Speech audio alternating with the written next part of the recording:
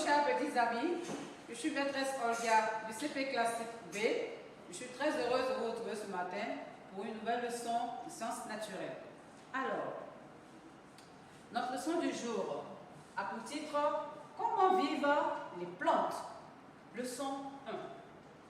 Bien avant d'entrer dans le vif de notre sujet, j'aimerais bien que nous fassions un rappel sur la leçon précédente que nous avons eu à voir. Quel était le titre de cette leçon? Quel était le titre de la leçon précédente? Très bien, le titre était « Comment se nourrissent les animaux ?» Comment se nourrissent les animaux? Bien. Alors, dites-moi, chers petits amis, au cours de cette leçon, nous avons eu à apprendre que le lapin est un animal végétarien. Alors dites-moi, de quoi se nourrit le lapin? Très bien. Le lapin se nourrit de plantes, de graines. Il se nourrit de feuilles, d'écorces, de tiges, de racines. Très bien. Alors, je suis très heureuse, chers petits amis. Cela prouve que vous avez bien appris votre leçon précédente, vu les éléments de réponse que vous venez de me donner. Bien. Si vous voulez, passons à présent à notre leçon du jour. Les références de la leçon que nous allons voir aujourd'hui sont tirées du livre Odysseo, Questionner le monde, à la page 99. Alors, chers amis, je vous invite à prendre vos manuels. Voilà. Prenez vos manuels à la page 99.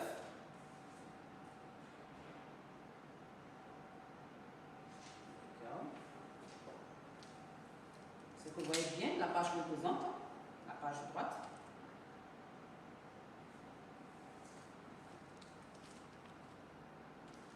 Lisons ensemble la légende du document 1. Les images qui nous sont présentées. Nous lisons ensemble les différentes parties des plantes. Passons maintenant au questionnaire. Décris chacune de ces plantes en t'aidant des étiquettes. Je reprends. Décris chacune de ces plantes en t'aidant des étiquettes. Passons à l'image A, si vous le voulez bien. Observez là cette image.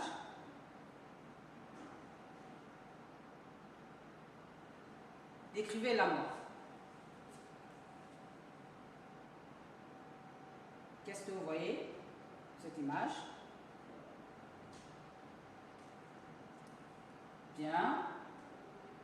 Vous voyez une feuille. Oui.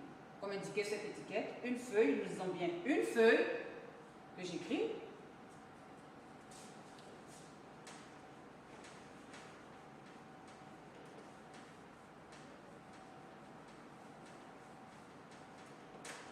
Très bien. Que voyez-vous d'autre sur cette plante? Bien. Nous lisons une tige sur cette étiquette bleue. Une tige que j'écris au tableau.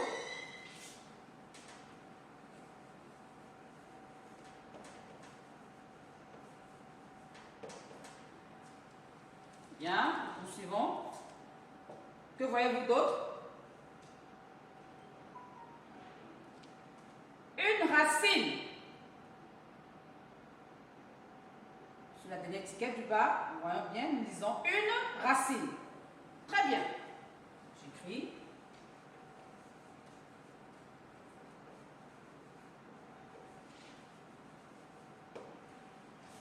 Une racine. Alors, dites-moi, chers petits amis, de quoi est constituée une plante? Quelles sont les différentes parties que vous venez de citer sur la plante? Très bien, nous avons la feuille, tige et les racines. Bien. Passons à présent à l'image de notre document 1, l'image B du document 1. Sur cette image, nous observons également une plante. Et sur cette plante, nous retrouvons les différentes parties que vous avez eu à citer tout à l'heure sur la première plante. À savoir, une feuille, la tige, la plante, et puis les racines. Mais sachez, chers petits amis, que lorsqu'une plante atteint ce stade beaucoup plus développé, nous trouvons sur cette plante des fleurs et des fruits également qui apparaissent.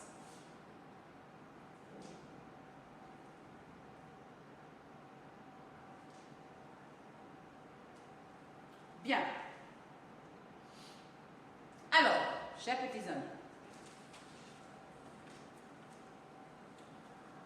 nous revenons à présent à notre leçon, à notre image du jour qui nous intéresse particulièrement. Que pouvons-nous retenir en synthèse sur ce que nous venons de voir?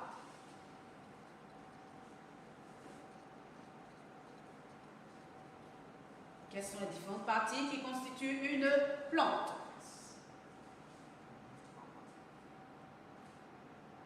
Je vous écoute. Oui. La plante est constituée de feuilles, très bien. Ben voilà.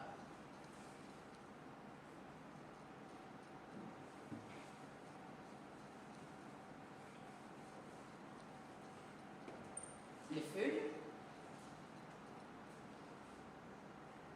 De quoi est-elle également constituée? Il y a la tige.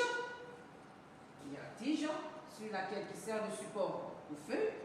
La tige, vous la voyez bien. Le bleu qui est là, bien centré.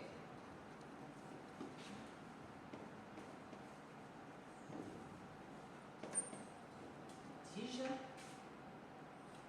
Quoi d'autre? Très bien. Les racines. Vous voyez bien les racines? Les racines, nous les trouvons sous la terre. Les racines de la plante se trouvent sous la terre.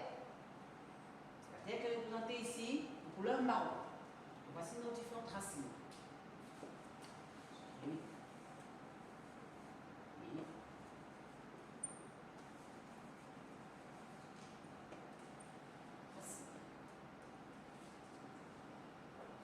Très bien, chers petits amis.